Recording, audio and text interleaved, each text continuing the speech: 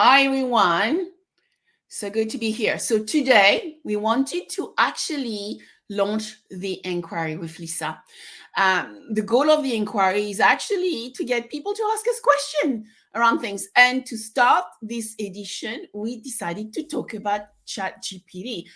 Now, Lisa, Yes. ChatGPT is not working right now.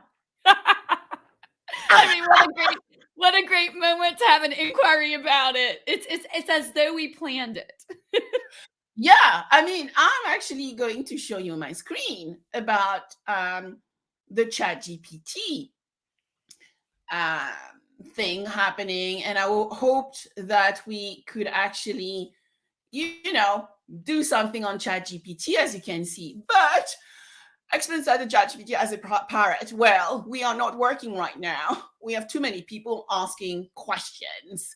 So, unfortunately, we cannot do our test. But what we can actually do is tell you what we experienced because we have played with it. So, Lisa, when I went to play with ChatGPT, it was interesting. I asked it like insurance question, as you would expect. And what I thought, it's some of the question was definitely well structured. And it's why you've seen in my rant around science and education. If I had children, I would not like my children to use ChatGPT to actually do their exams, for instance, because we need to learn to structure thinking and we need to actually be able to respond even in meetings. So that is not a good way, I think, to get our students to be prepared for the world of the future. However, when I tried it, I thought the answers were really good, very structured.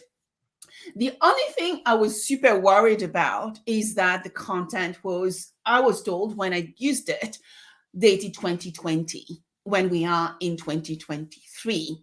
So not very current and accurate when actually things have moved so far in the past 2 years. What's your view? So I guess let's say, first of all, there's a lot going around right now about, will ChatGPT be allowed in education? Will it be allowed for paper writing, exam, all the things, right? So, I think you remember this, Sabine, but I was actually educated in what we call in the United States anyway, like the liberal arts education system. And one of my favorite quotes that I guess I didn't realize at the time how this was affecting me for my lifelong journey into what we do today. But my favorite quote when I was being educated was, "We're teaching you to think, not to know." And so on your very point here, I see Chat GPT as knowing, like it's able to know vast amounts of data as as like a CPU unit, right? That I couldn't possibly like digest. And one of my favorite innovators of all time, he runs NASA actually innovation, and he says there's just almost too much information for the human to actually be aware of. Where I'm going to get to your real time and being updated in just one moment. And so I think that the ability to think, clearly I'm not saying that open source API is not incredibly thoughtful, but it's not at the level of human brain. And so to your point, we think, it knows. And so I'm very happy to kind of combine those two worlds together. But like, let's move to your second question, and which is like, okay, is insurance the industry built on historical data and information, right? I mean, you and I talk all the time about how static our industry is. And I, of course, am always pushing it towards dynamic in real time. So is it acceptable that we have a source that's so historical or static in nature? And I would say, I find it fascinating that the first observation you, who of course is the queen of InsurTech, think of is it's outdated. What? And I actually take so much, I love hearing that, because it's like, yes, we're finally getting to the point where we insurance expect real time, in the moment, accurate, precise, relevant information. Not that we don't need history, but that the fact that it's, stale dated, I'll say, I think is just like a wonderful sign for our industry that we expect more. To you. Absolutely. I mean, one of the things is, so I've been asked to do a lot of trend forecast reports, and I'm really sorry I've not been able to do all the 15 I was asked to write. Unfortunately, my brain is big, but it's not that big to write in a week 15 trends requests. However, when I've been trying to apply ChatGPT, yes, it's for me about optimization and productivity improvement. What I found is I was scared by what I saw, because I said I could never add this into one article, because it would show some level of laziness, because I am using old data. So you would put the data in the ChatGPT and then apply the same data on Google, and you will find a series of more updated, for sure, comment, but also more updated piece of actual information, a real improvement from when it started. I think your point around static versus dynamic, we always need to be super, super careful, because the world and technology is moving so fast that, yes, I think to use it is like, now you need to talk about, let's say, artificial intelligence, one of my favorite topics. It's about automation. It's about analysis. It's about engagement. The basics said, okay, you need to structure your thinking around those three categories. Perfect. Definition. Perfect. And then the next question everybody asks is, what are the best examples around automation AI? Great. Some example, I don't know, Apple, Tesla. Great. Then I take this information and go and do my research. So I think great to actually start the design thinking process. Maybe not the best always to actually have the most relevant, accurate data, in our case, to actually elevate and provide the knowledge to our sector industry. Your view? So it just interestingly, I was working with a personal cyber startup this week, and we were talking about wanting. So personal cyber, of course, is I'll say generically kind of like the forgotten stepchild in insurance right now for cyber. And so we were using, so this is relevant to this discussion because we were using ChatGPT to do a video. Kind of like, to your point, startups in particular need to be very nimble. We need to be very efficient with our resources. And so we were trying to figure out, like, how do we leverage, and plus we're playing with ChatGPT, as we all are. How do we leverage that to create like a little video? And I was literally like, I don't know if appalled is the right word, but like shocked, because what it was coming back with as like, improve your hygiene risk were these very perfunctory and basic things like, secure your password and don't give out information to others. And here we are, a personal cyber, evangelist and somebody creating something new in the marketplace. And my feedback to the founder was like, we can't use this because it's by definition something that we would have been told maybe 10, 15 years ago about using the internet, right? It's along the lines, I would say, exactly what you're seeing, Sabine. And then of course I wanted to edit it. I was like, well, like, how can I use what it has, but like the graphics and the visuals, but like redo the words? To your point, like it wasn't something I wanted to put out there as cutting edge or leading indicator, or I guess I also like to pride myself in saying, like, maybe ChatGPT can never anticipate what I'm going to say, as I'm sure you do too. But I found it difficult to inject, like, I'll call it like a curated lens. Like it's very much like great if you want to use it as is and packaged. But I was trying to overlay it. Now, I was doing a video, not an article. So back to you on like maybe your experience with articles. I found it very like clunky from a video kind of perspective. Yeah, I think I've not tried it for video. I'm probably a bit more traditional with my video production. For me, what interested me was to really understand what everybody was talking about, at the end of last year around this ChatGPT and how it could actually revolutionize our world. And so I used it by asking it question, very targeted question around insurance, cybersecurity. I went for a very, very specific question.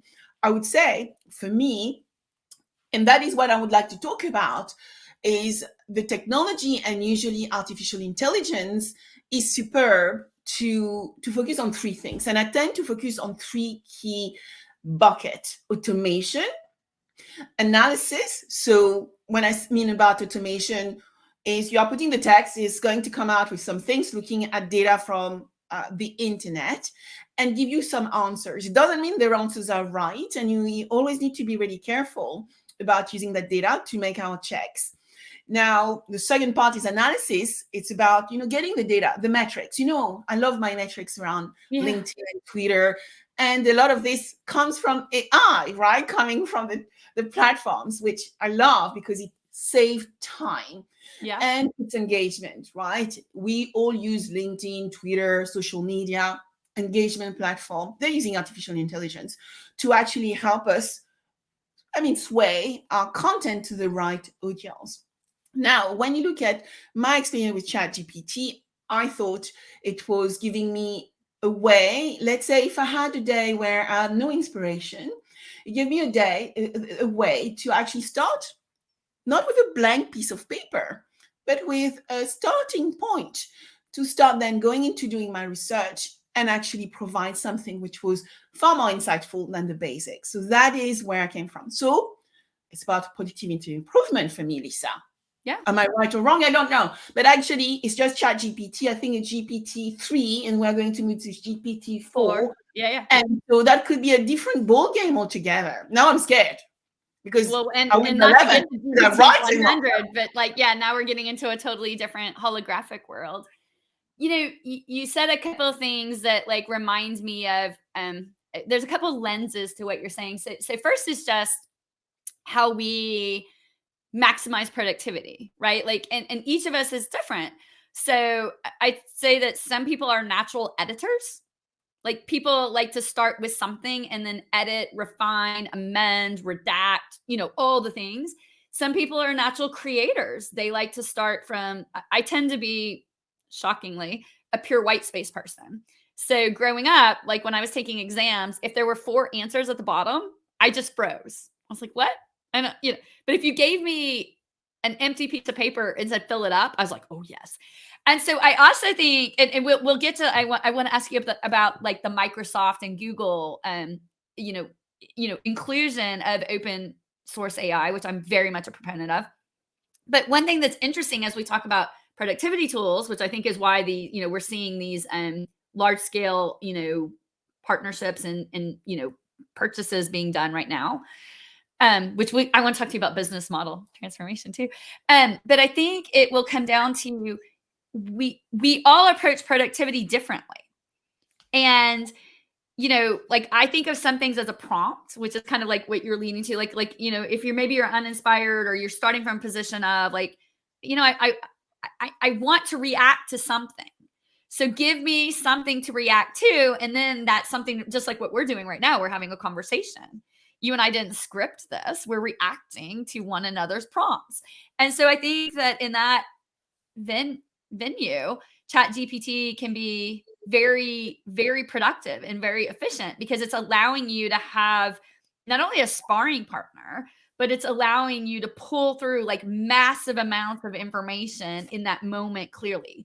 What will be interesting is how elastic the tool is to allow people who are doing, you and I just talked about video versus writing versus being inspired versus whatever. Right now you ask it questions, but how does it suit when you're trying to form something that's holistic and you want pieces and parts? You don't want it all to be ChatGPT, and you want, these other lenses, which will be very, I'll go there. It'll be very interesting to see how Microsoft is going to kind of, we talk about intuitive or embedding things all the time, right? I'm going to go there. What is your thought on the sophistication of embedding this? Because right now we're kind of all playing with it as a side tool, right? Correct. So I think a lot of the tools which are there are not actually yet embedded, but it will be really interesting to see our big tech take advantage of that. And we've read this week around some of the foray, at least from Microsoft, I tried to tease Nigel Walsh around Google, but I didn't get any answers.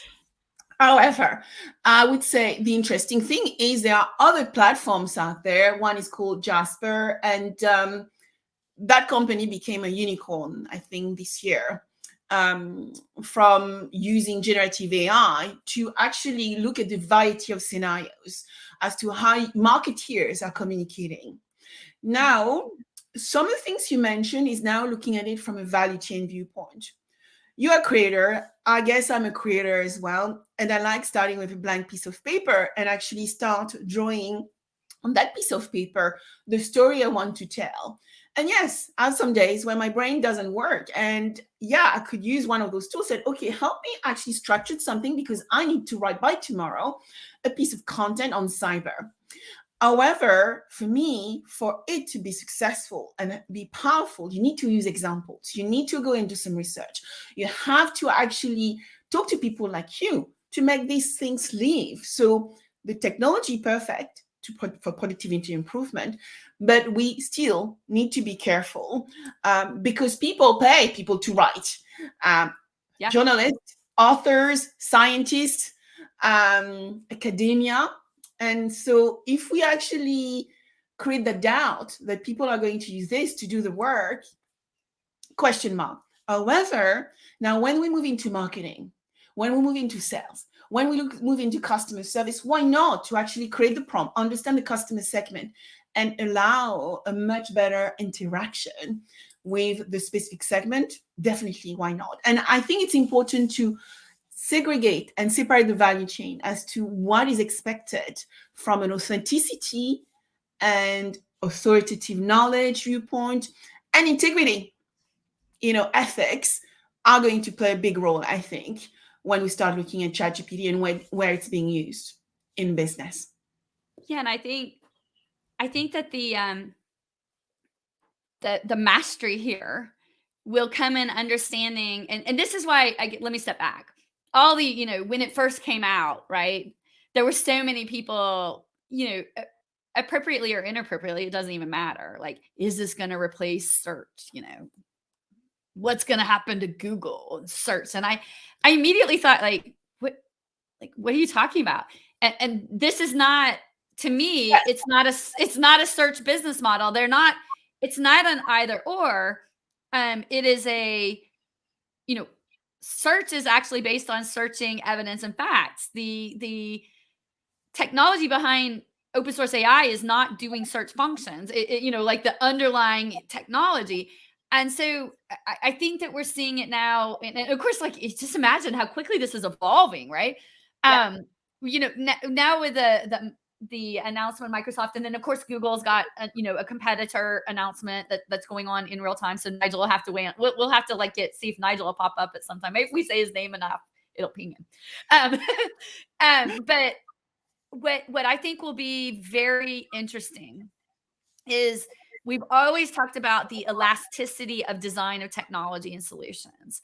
Mm-hmm. And you in particular, are just amazing at new business models, like really not just automating something, but really creating a new business model. And so I kind of am viewing this as an enabler to see who's going to create an actual integrated new business model. And so what I think we're witnessing, and maybe I'm sure it's much bigger than the invention of the iPhone, for sure. Yeah. But we are actually living through, in real time, seeing how do companies adapt to this new capability.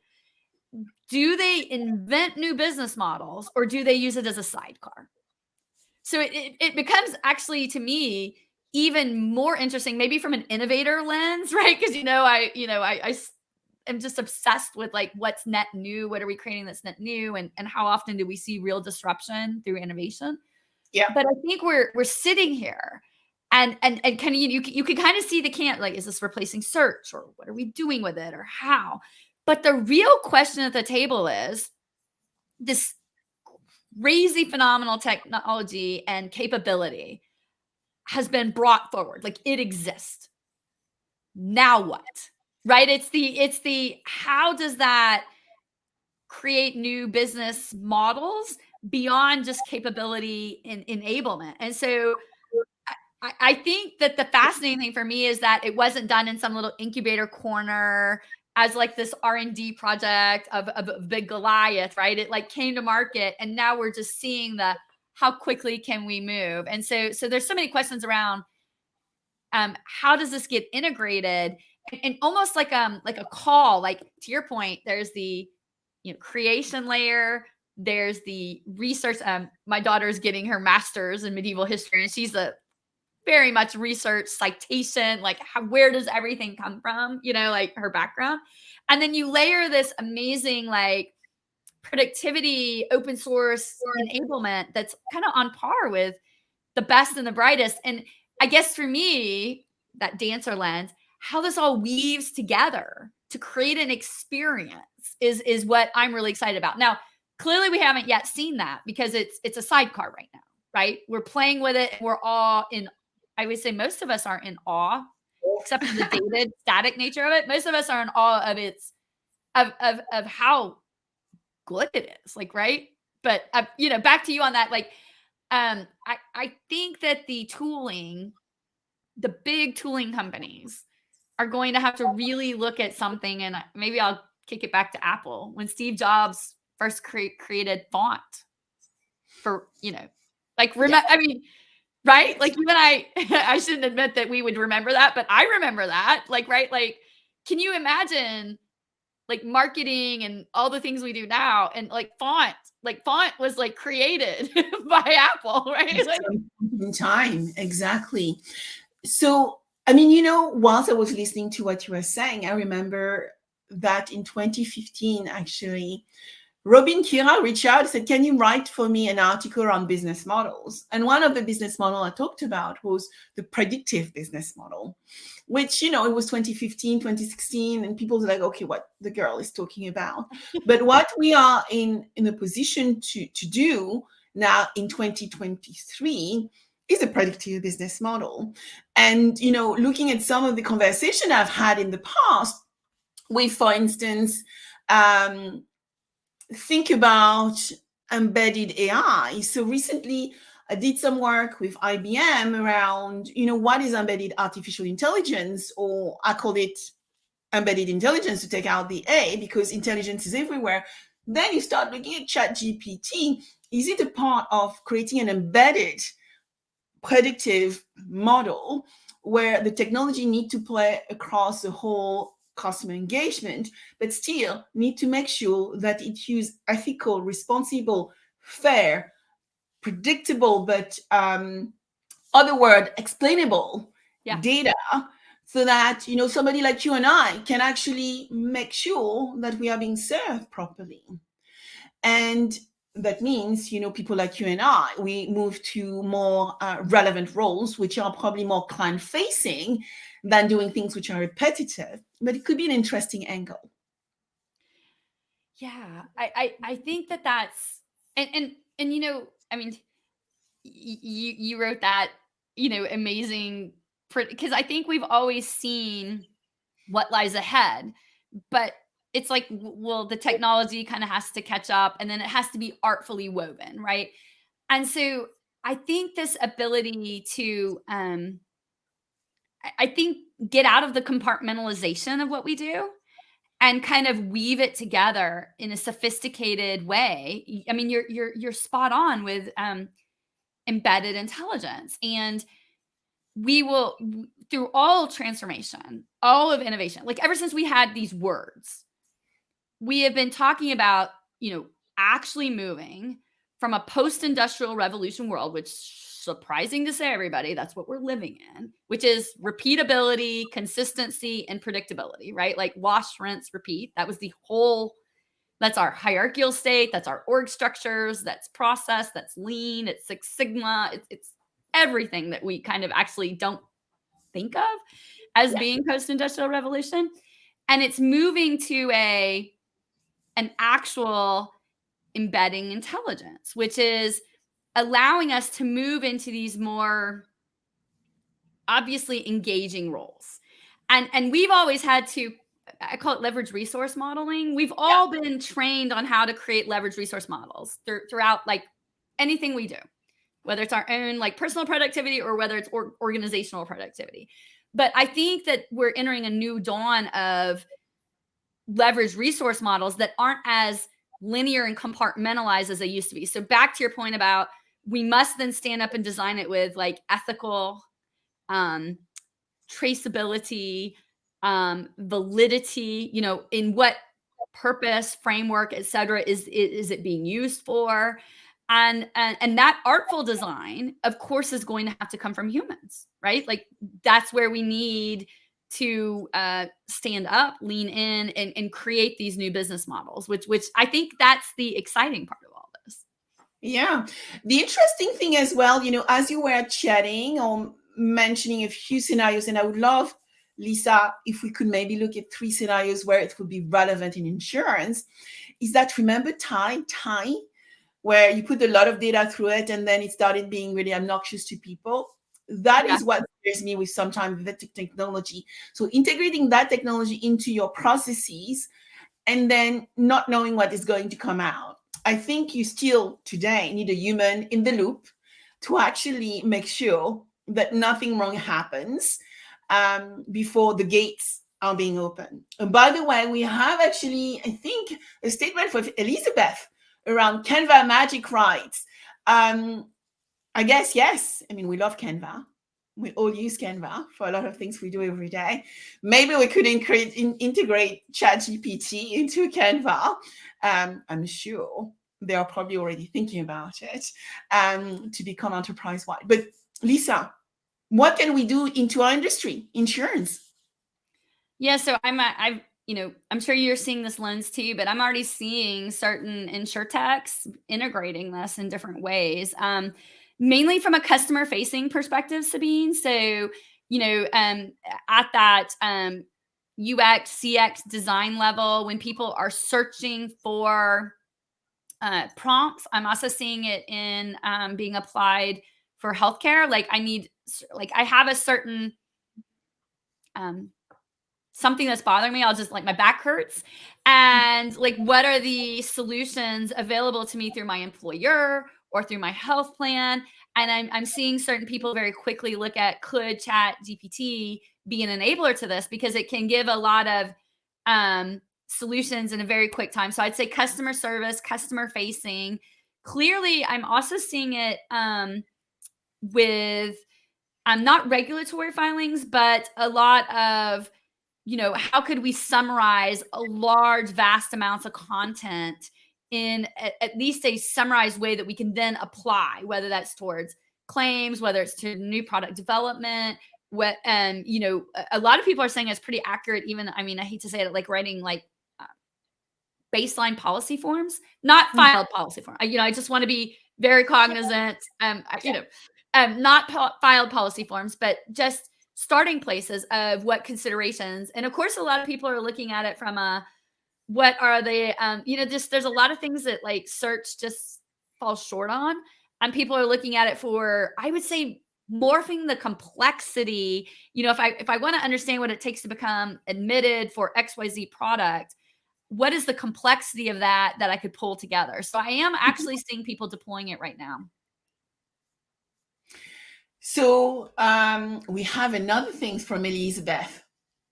Have you seen Merlin, the plugin into Google that embed ChatGPT into your search? Elizabeth, I've not. So I'm going to check it out. What about you, Lisa? So I have seen it. Elizabeth, of course, you're like savvy. We should like activate you on the live. Hi, glad to see you. I have not played with it yet. But I was aware of it, and I just like, I don't know about you all, the things that we're all trying to play with quickly. So I have not activated it, but I have seen it. So my experience with using it, I would say, is not yet. Yeah. But one thing I have to say, some of the examples you actually shared are very important. I've read a lot of people talking about legal documents and actually providing some in productivity improvement into contracts. We are very contract driven in industry. So providing the ability to do comparison, probably writing better contracts as well. I think there is also an opportunity maybe to be far more customer centric around language and accelerated the way we talk to our customers. But so many things for us to actually investigate in the future. It's still early, right? The whole thing got completely bizarre in the past 3 months. So I'm sure when we move to GPT-4, like Philip Morris would tell us, right? Yes. Out of one of his recent posts, we will see what that means. Maybe I'm completely wrong, but I still would like to see integrity ethics around the way we write today. For sure. I think we're definitely going to have, just like we do in research and citations, clearly with the open source AI, it's going to be the traceability and the, data lineage. I'll quote my good friend Steve Abel, but the data lineage will be, more difficult with the open source nature of API. But I think we will actually see reference to this came from open source API, kind of like we see when we see reference to Wikipedia, right? Yeah. And so, but I think it'll be like an all-in reference. I don't necessarily think we'll see the because part of the way it works, of course, is it's combining that in a much more rapid fashion. But so to your point, Sabine, I think we'll be able to kind of like stratify the portions which are coming from where. But yeah, I think we're in a new world where we finally reached that pinnacle where the apex of the amount and volume of information coming to us is just not humanly discernible. And so how do we leverage tools in a symbiotic way, not in an either or way? And definitely that day is here. So, to conclude, we wanted to create those little snippets, right? Every 2 weeks, we'll come in and talk about something we actually are passionate about and want to share. A few things I want to actually highlight here is that when we look at the power of data and AI, and then you combine it with quantum computing as well, then we can actually probably have a different conversation. However, for anything we produce, we probably will need in the future to be careful around plagiarism and anything related to things which are expected to be written by authors. I've read that books are being written with ChatGPT. Is that good or bad? I don't know. I can't even think about it because I write. And so this is where my conflict is, where I don't mind the shortcuts, and I don't mind the shortcut from a marketing viewpoint and for a sales viewpoint for supporting customers. But when we start looking at expectation, when the people around us expect point of views, I just feel a little bit uncomfortable because everything needs to be checked with real data. And then that brings another things because ChatGPT is taking data from search engine at the end of the day, from a lot of data which are out there. And so how do you make sure that we are not taking fake data, poor data input as well? And I don't know how we do that because I think still today, it's very difficult to eliminate fake news from real news. So we always have to double check, and also use credible sources information. Anything else you want to add, Lisa, as we conclude? No, I think these are fun pop-ups. And of course, I love doing the inquiry with you because these are things you and I talk about all the time anyway. And so it's just awesome to be able to have these sorts of powwow sessions, and hopefully, people enjoy joining in the pop-up nature of it. And so, yeah, I look forward to our next one.